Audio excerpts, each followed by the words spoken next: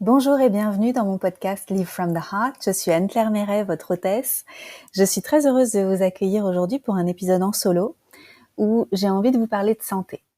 Alors, si vous connaissez pas déjà mon univers et si vous connaissez pas déjà mon aventure avec la santé, pour retrouver la santé, la pleine santé et la vitalité, je vous invite à écouter un épisode qui s'appelle Mon chemin de guérison et je retrouverai le numéro et je le mettrai dans la description. Et là, vous aurez plutôt l'historique de comment je me suis remise sur le chemin de la santé et de la vitalité après avoir souffert d'anxiété, de problèmes de sommeil vraiment chroniques depuis l'enfance jusqu'à l'âge d'à peu près 28-29 ans, où là, j'ai vraiment décidé de m'en occuper et où j'ai commencé à trouver des solutions.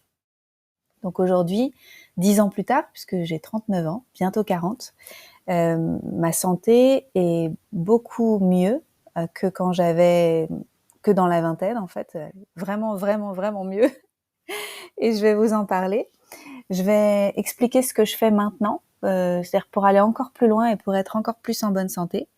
Et puis peut-être que ça vous inspirera aussi, ça vous donnera envie de vous accrocher et puis de continuer et d'avancer à prendre soin de vous.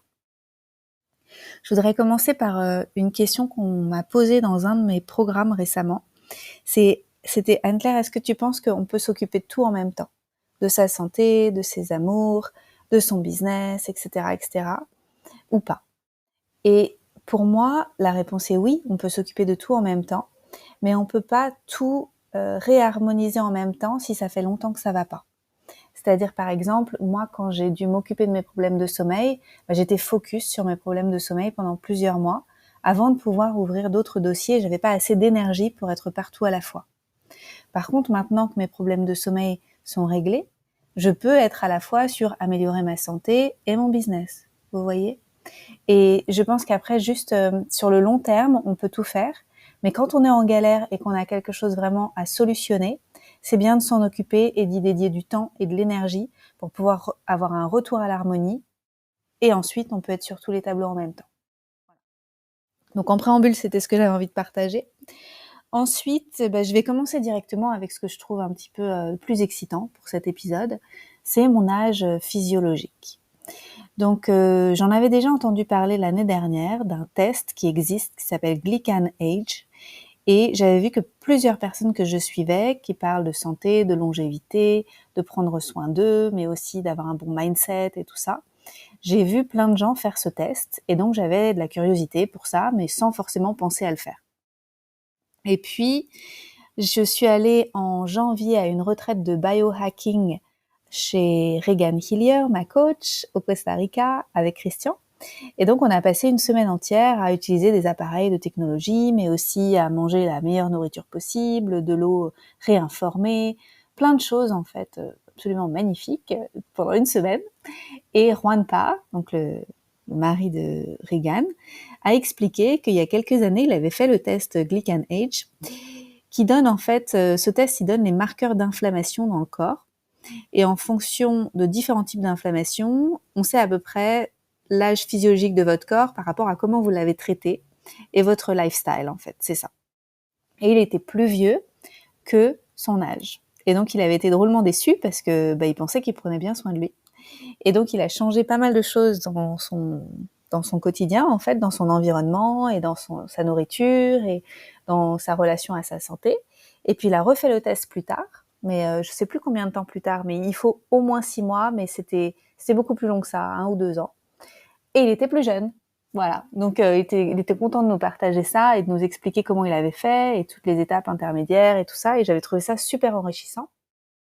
Et c'est là qu'on a commandé nos tests avec Christian. Et on les a reçus au Costa Rica, on les a fait juste avant de partir du Costa Rica et on les a envoyés depuis Bali, juste quand on est arrivé, début du mois d'avril. Ça a pris un petit peu de temps pour arriver, mais j'ai bien eu mon résultat. Et voilà, j'ai 20 ans. J'ai 20 ans. Quand j'ai lu le test, quand j'ai lu les résultats, quand je les ai reçus, je n'y ai pas cru. Je me suis dit, c'est pas possible. Ils ont dû se gourer quelque part, je peux pas avoir 20 ans quand même, c'est un peu ridicule. Je savais que j'étais plus jeune que mon âge parce que je le sens en fait, je me sens en pleine vitalité, je suis pas fatiguée en journée, je tombe pas facilement malade, je suis en forme quoi, j'ai de l'énergie, puis j'ai l'air jeune physiquement. Et je pensais que j'aurais plutôt 33 ans, quelque chose comme ça. Et c'est intéressant parce que si vous me suivez, vous avez vu que je suis intéressée par le sujet de la ménopause. Parce que comme je vais avoir 40 ans, je me prépare à la ménopause tranquillement pour voir comment je peux faire cette transition. Je ne sais pas quand est-ce qu'elle va arriver, 42, 45, 50, on n'en sait rien. Donc je me prépare. Mais donc c'est intéressant de voir que physiologiquement, je n'y suis pas du tout. Je suis vraiment dans la pleine force de l'âge. Et ça a shifté quelque chose en moi de découvrir ce chiffre. Et puis comme j'avais quand même un petit doute sur le fait qu'ils aient fait une erreur, et puis aussi parmi les chiffres, en fait, donc quand on reçoit les résultats, on a plusieurs types de marqueurs d'inflammation qui sont exposés. Et donc dedans, j'avais des résultats excellents, sauf un qui était vraiment très bas, genre tout en bas des pourcentages, quoi. Et donc je voulais voir un médecin parce qu'ils proposent un appel gratuit avec leur médecin spécialisé GlycanAge. Et donc c'est là que je voulais avoir le call pour qu'on puisse discuter ensemble et voir comment ça se faisait. Ceux qui se posent la question et qui vont faire le test, c'était le médian index anti-inflammatory. C'est vraiment le résultat médian qui était chez moi médiocre. Et donc j'ai fait le call avec la doctoresse, qui était hyper sympa, qui était très intéressée sur des questions de lifestyle, sur savoir comment je vis, comment ça se fait que j'ai un résultat aussi bon et tout ça. Et elle m'a tout de suite rassurée quand je lui ai dit comment je vivais, le fait que j'ai jamais bu d'alcool, que je fais très attention, j'ai jamais fumé de cigarette non plus, je me couche relativement tôt, je vais au soleil tous les jours, je bois pas de café, j'ai une alimentation qui est plutôt anti-inflammatoire et qui est très variée. Voilà, tout ça, quoi. Donc elle était très curieuse sur comment je fais pour que ce soit possible par rapport à ses autres clients, quoi. Vous voyez, par rapport aux autres personnes avec qui elle a des calls. Et donc elle m'a rassurée sur le fait que c'était tout à fait logique que mon résultat soit aussi bon. Et elle m'a expliqué pour le test médian, pour le résultat médian, que c'était soit parce que j'avais un marqueur génétique où il y avait une possibilité de problème cardiaque. Et donc elle m'a dit que si un jour, dans les années qui viennent, je fais des tests sanguins, il fallait que je teste particulièrement ce marqueur-là. Mais il n'y a pas d'historique dans ma famille, donc c'est peu probable. Et l'autre raison, c'est que comme il y a peu de marqueurs peu de marqueurs inflammatoires dans mes résultats, ce résultat-là, il ressort avec quelque chose qui est nul, en fait. Voilà. Et ce qui fait qu'en fait, c'est très bas. Mais en fait, c'est pas que c'est très bas parce que ça a réagi à quelque chose, c'est parce que c'était trop difficile de voir les résultats parce que les autres chiffres sont trop bons. Voilà. Donc c'est les deux explications. Donc ça m'a beaucoup rassurée. Et ça m'a aussi fait du bien de discuter avec elle sur le fait que j'avais pas envisagé que ce soit possible que tout ce que j'ai mis en place ces 10 dernières années rattrape les 30 premières années. Parce qu'en fait, les 30 premières années de ma vie, je pense que j'ai été en inflammation. J'étais extrêmement stressée, j'avais tout le temps mal au ventre, j'avais des problèmes de peau, j'étais épuisée avec les insomnies, j'ai pris beaucoup de médicaments, beaucoup d'anxiolytiques, beaucoup de somnifères, beaucoup de choses comme ça. Et je pensais que ça, je le paierais toute ma vie. Vous voyez, je pensais que c'était quelque chose, même si je faisais des détox, même si j'avais avancé, que tout ça, que je le porterais en fait, que ce serait ma croix. Et en fait, non. Ça m'a permis de réaliser à quel point on a du pouvoir sur notre santé et que on peut changer son âge physiologique quand on prend vraiment soin de soi. Voilà, donc je voulais être un message d'espoir à travers ce podcast. Et puis, ça m'a aussi permis de me dire que j'avais pas de raison de m'inquiéter. Et c'est vrai que je suis quand même assez proactive d'un point de vue de santé. Donc, je vais parler maintenant de ce que je fais actuellement. Et parfois, juste revenir à la base, c'est le plus important, comme ce que j'ai fait depuis... Donc, à Berlin, c'était un peu plus difficile pendant le Covid. Mais avant le Covid, je vivais déjà un petit peu à l'étranger, en Thaïlande, à Bali, tout ça en tant que digital nomade. Et puis avec la maison que j'avais pris avant le Covid en Thaïlande. Et puis ensuite, on a déménagé au Costa Rica où on a vécu pendant 19 mois. Et donc tous les jours, je marchais à pied sur la plage pendant plusieurs heures. Je prenais le soleil. J'ai bu énormément de noix de coco fraîches. J'ai mangé super sain. On cuisinait la plupart du temps à la maison parce que c'était pas bon dans les restaurants, soyons honnêtes, au Costa Rica. Et puis juste en fait avoir un mindset positif, extrêmement positif grâce à tout le travail que j'ai fait en thérapie, en coaching. Et ouais, c'est ça, en fait, je pense que ça maintient extrêmement jeune, avoir des projets, des beaux projets et les déployer, être vraiment créatrice de ma vie. Je pense que tout ça, ça a beaucoup contribué. Et j'ai demandé à la doctoresse sous quel laps de temps ça peut changer les résultats. Et elle a dit c'est à peu près tous les 4-6 mois. C'est-à-dire que là, par exemple, on vit maintenant à Bali, tout est différent. Je bois pas la même eau, j'ai pas la même exposition au soleil, j'ai pas la même durée de marche tous les jours. Par exemple, en ce moment, je marche pas sans chaussures, je marche tous les jours avec chaussures.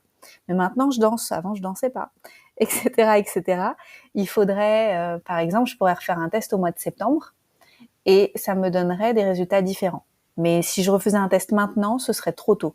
Il faut attendre un petit peu plus longtemps pour pouvoir voir les différents marqueurs, voir si ça a changé. Donc voilà ce que j'avais envie de partager sur le test cellulaire. Peut-être que vous aurez aussi envie de le faire. Le prix, je me souviens plus, je crois qu'on a payé dans les 200 et quelques euros par test. Et j'avais eu un code promo par Regan. Et donc on a aussi demandé des codes promo nous. Et je mettrai dans le descriptif du podcast mon lien. Et donc si vous voulez bénéficier vous aussi d'une remise, vous pouvez le faire. Voilà, sinon, en arrivant à Bali, donc faut savoir un petit peu que cette île, c'est une île très puissante en termes de guérison. Et surtout, Ubud, où on a choisi de vivre, c'est une ville médecine. Ça signifie littéralement médecine. Si vous n'avez pas écouté l'épisode avec Caroline Marie-Jeanne, je vous invite à aller l'écouter. Ubud, ville médecine, c'est juste passionnant d'écouter tout ce qui se passe à Bali et toute la magie qu'on y retrouve ici. Et donc, je savais en arrivant ici que j'avais envie de continuer mon chemin de guérison et que c'était très important pour moi de continuer à nettoyer des couches et des couches et des couches de ce qui est enquisté en moi. Pas forcément des choses très intenses, par exemple jeûne ou des choses comme ça, plutôt des choses un petit peu plus douces. Mais en arrivant, on m'a recommandé assez rapidement de consulter Phil Hunt, qui lui est ostéopathe, naturopathe, nutritionniste, acupuncteur. Il fait plein de choses en même temps, avec une approche très tournée vers l'émotionnel et l'énergétique. Et donc, je l'ai vu au début pour une séance d'ostéopathie basique. Et puis ensuite, j'ai décidé de revenir toutes les semaines pour des séances profondes. Et en fait, il appuie sur des parties du corps et me fait respirer très fort, un peu comme une hyperventilation, comme du breathwork en même temps. Ça dure 1h30. Et il vient m'aider à désenquister les empreintes émotionnelles qui sont dans mes fascias. Et donc, c'est des séances qui sont pas très agréables, ça fait mal, mais ça libère énormément de choses. Et donc, ça a remis beaucoup de choses en mouvement. J'ai été aussi un peu malade pendant qu'on a fait ce processus, pendant le mois de mai, là. Mais j'ai senti qu'il y avait quelque chose, en fait, que je me préparais pour la suite, en fait. Que c'était vraiment un nettoyage qui était nécessaire. J'ai aussi fait avec lui une séance de biorésonance. Donc, biorésonance, c'est avec une machine qui va scanner en fait notre énergie, notre énergie. Donc là, pour le coup, la machine, le type de capteur que j'avais un capteur dans la main droite, un capteur dans la main gauche. Et donc en fait, l'énergie passe à travers moi. Vous voyez, ça passe dans une main, puis ça passe à travers moi, puis ça passe dans l'autre main.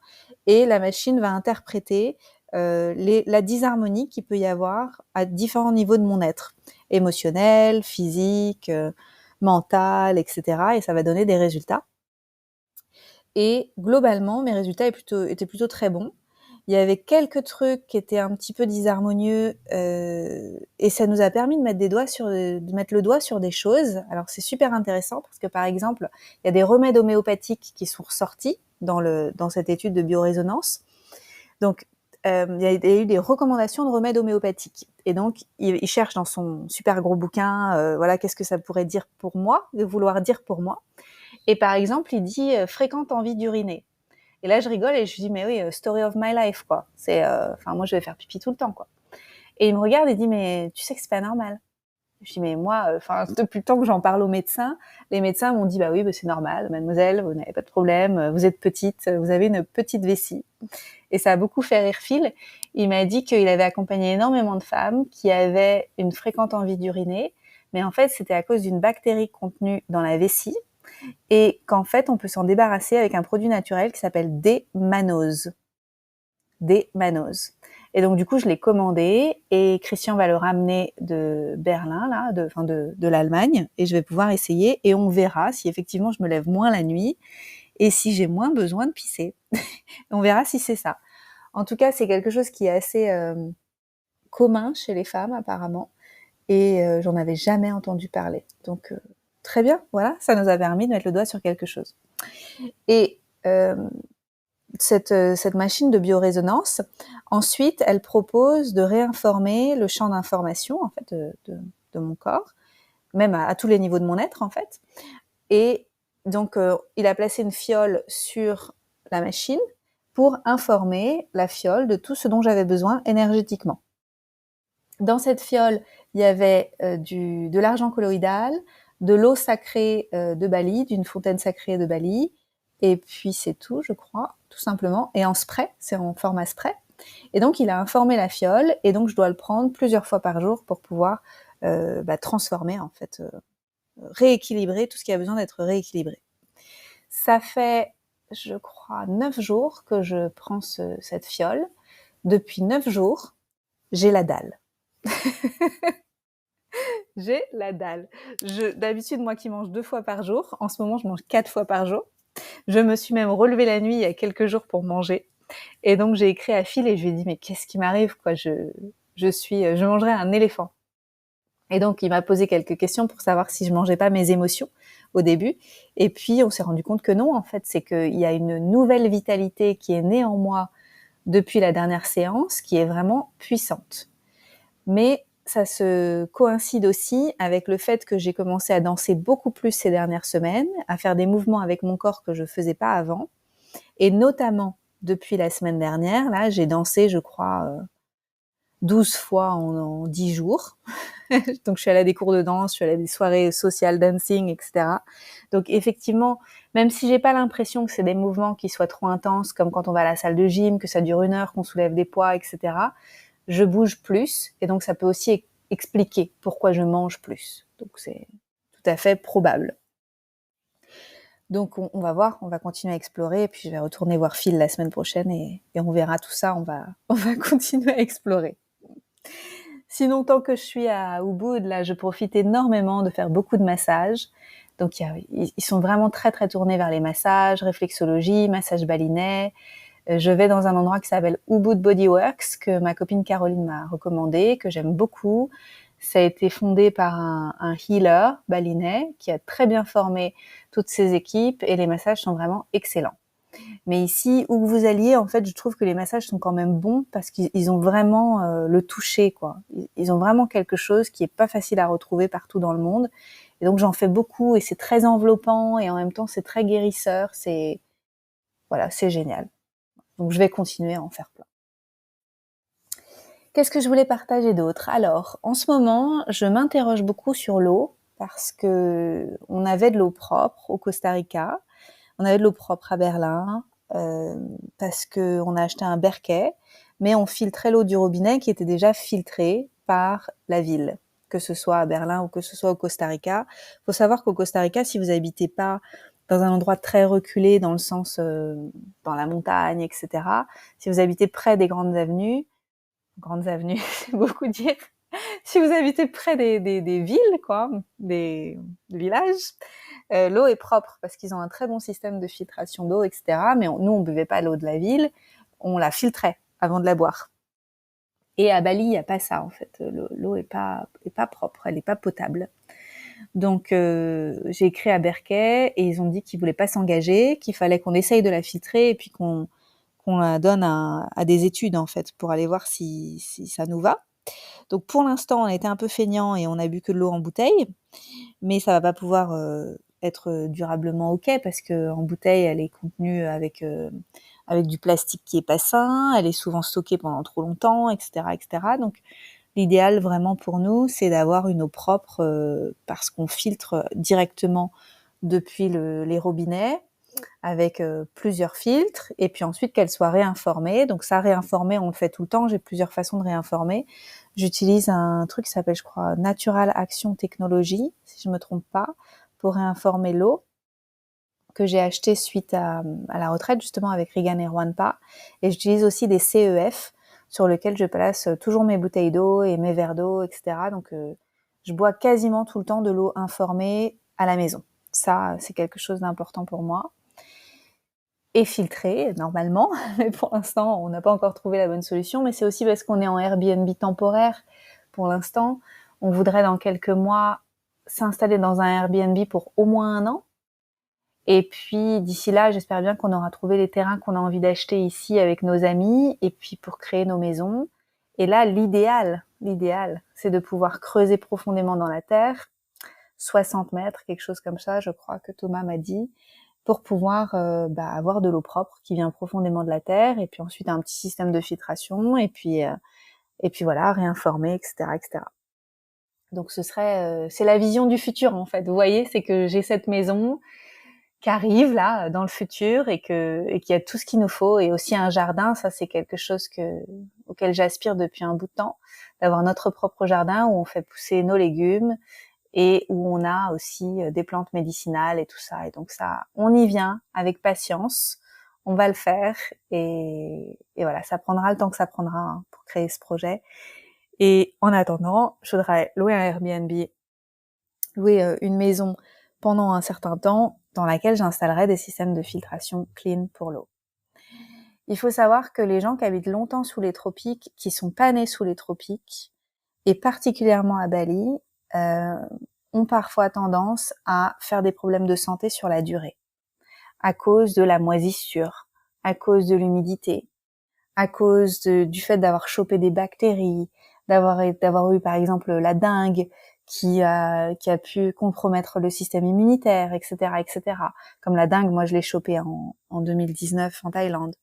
Donc il y a beaucoup de gens qui souffrent de choses sous les tropiques, et après qui décident de plus habiter sous les tropiques, qui disent c'est trop dur en fait, qui ont envie de continuer leur vie ailleurs.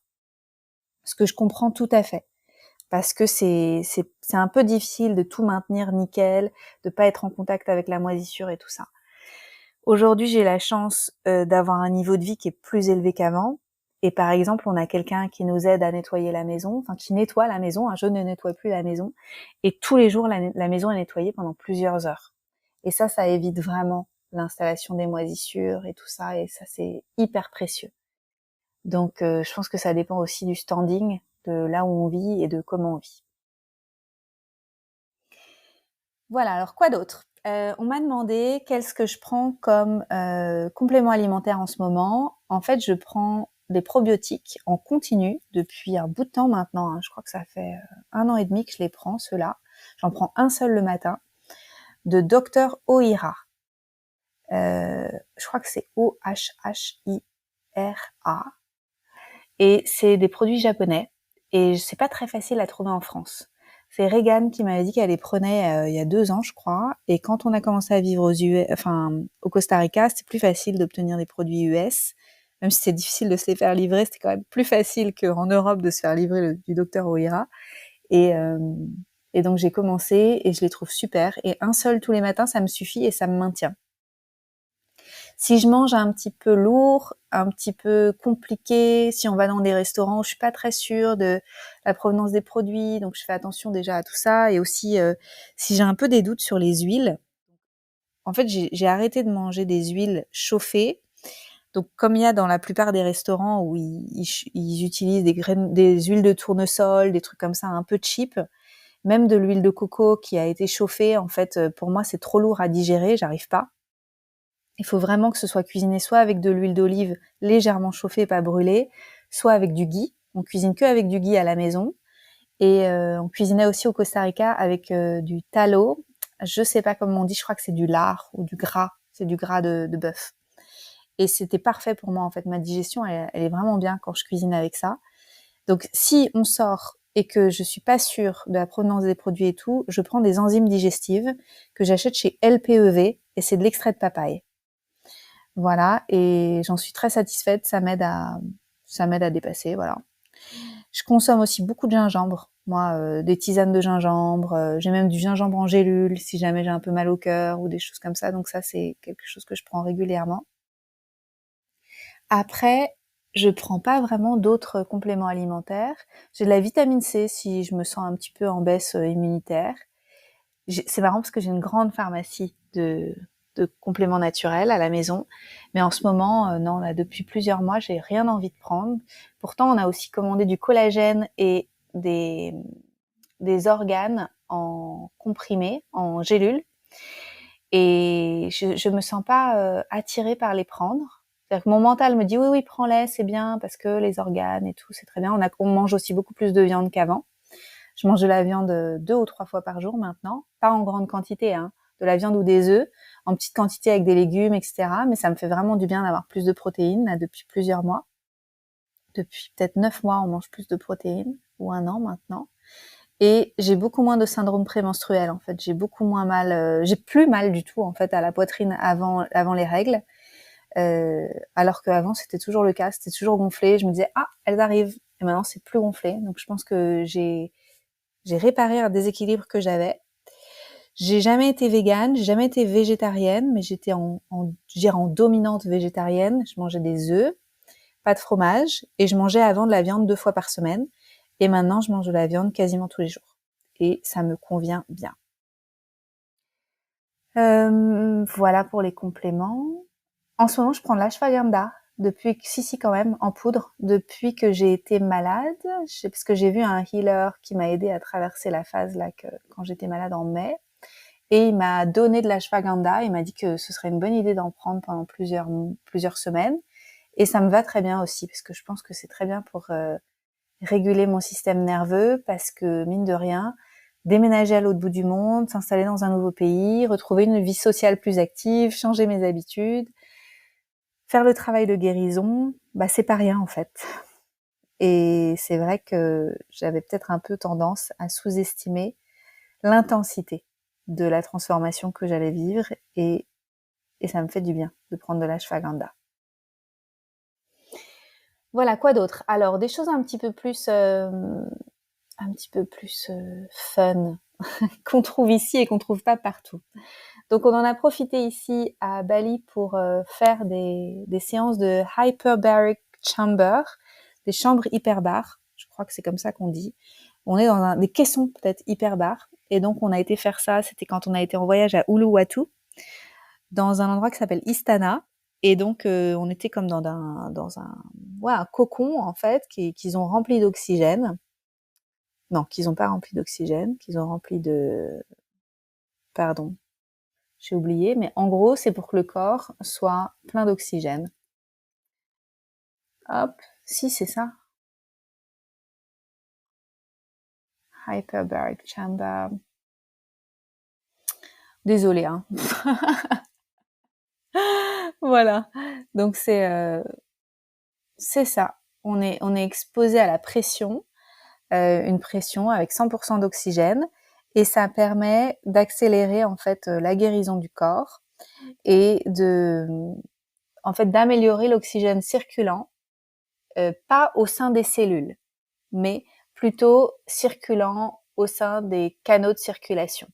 Et donc c'est temporaire, ça dure pas longtemps, ça dure quelques heures ou quelques jours comme effet. Si on veut quelque chose de plus puissant, de plus intense pour aller atteindre les cellules, c'est ce qu'on va faire en juin avec Christian.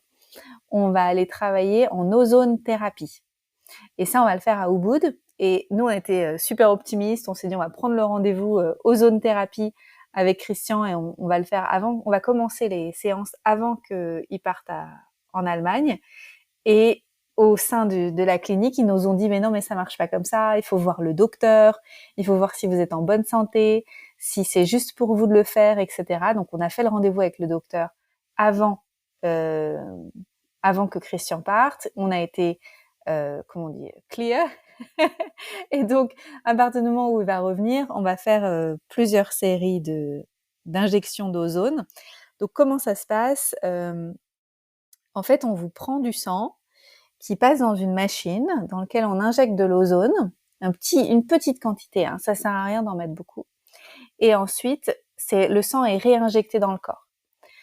Apparemment, il n'y a pas de sensation particulière, il n'y a pas d'effet secondaire particulier, sinon pour une grande partie des gens quand même, un regain d'énergie. C'est-à-dire que ça vient vraiment booster l'activité cellulaire, et comme ça booste l'activité cellulaire, ça permet au corps de nettoyer ce qu'il a envie de nettoyer. Par exemple, si j'arrive et que j'ai un petit virus circulant, ça va donner à mon corps envie de foutre le virus dehors. Voilà. voilà, en gros, à quoi ça va servir. Ça peut venir aussi réparer des choses plus anciennes. Je pense notamment à Christian, lui, quand il a fait la biorésonance, c'était au mois de janvier, quand on en avait fait déjà au sein de la retraite, où ça avait été identifié que lui, il avait vraiment eu un problème d'être en contact avec la moisissure.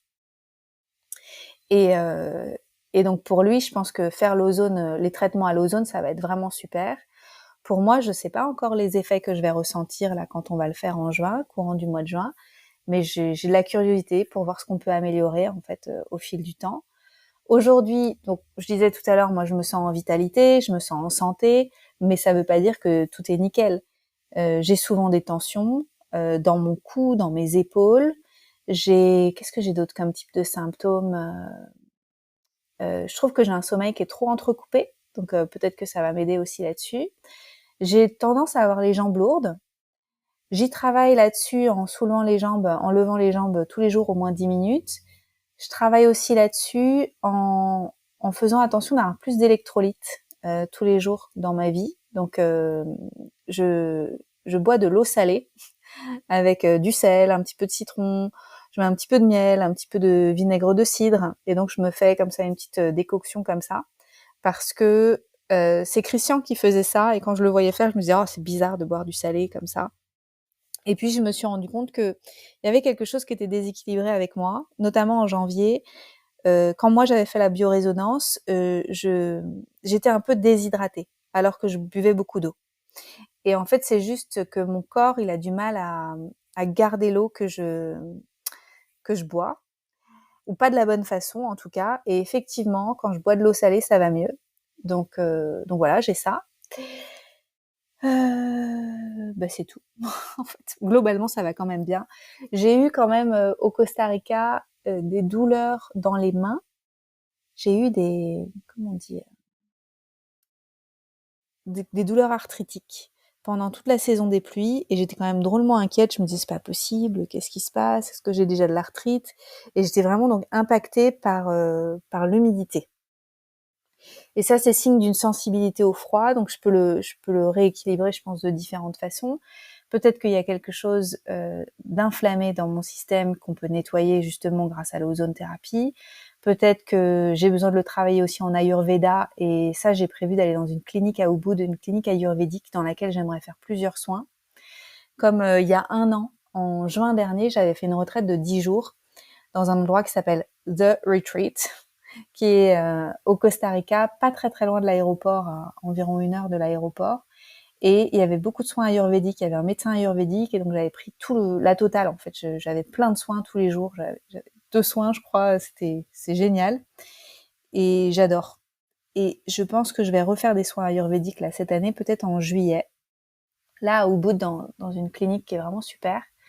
Et je voudrais travailler sur cette sensibilité au froid. Certainement qu'il y a du travail à faire avec l'exposition au froid, qui pour moi est un challenge. Et donc, voilà, on verra comment ça se passe, parce que pour moi, cold plunge, cold showers, c'est vraiment difficile. Donc ça explique aussi pourquoi je suis sensible quand il y a de l'humidité ou des refroidissements. Et donc, à voir comment je peux faire pour renforcer mon système immunitaire, pour renforcer ma résistance en fait à tout ça au fil des années qui vont venir, pour pouvoir être de plus en plus forte. À suivre, à suivre. Je suis curieuse et je suis volontaire, mais c'est quand même un petit peu difficile pour moi de sortir de mon confort parfois.